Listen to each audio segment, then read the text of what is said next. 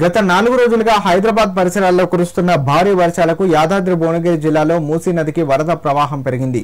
వలిగొండ మండలం సంగెం గ్రామ సమీపంలోని భీమలింగం వద్ద లో లెవెల్ బ్రిడ్జ్ మీద నుంచి మూసీ నది ఉధృతంగా ప్రవహిస్తుంది. మూసీకి వరద ఉధృతి పెరగడంతో సంగెం గ్రామ సమీపంలోని భీమలింగం లో లెవెల్ బ్రిడ్జికి ఇరువైపులా పోలీసులు బారికేడ్లను ఏర్పాటు చేసి రాకపోకలను ఇప్పటికే నిలిపివేశారు. దీంతో వలిగొండ మండలం సంగెం భువనగిరి మండలం బొల్లేపల్లి గ్రామాలతో పాటు పరిసర గ్రామాలకు రాకపోకలు నిలిచిపోయాయి. వర్షాకాలంలో మూసీ నదికి వరద వచ్చిన ప్రతిసారి రాకపోకలకు తీవ్ర అంతరాయం కలుగుతుందని, ప్రస్తుతం ఉన్న లో లెవెల్ బ్రిడ్జి స్థానంలో నూతన బ్రిడ్జిని నిర్మించాలని స్థానికులు ప్రభుత్వానికి విజ్ఞప్తి చేస్తున్నారు.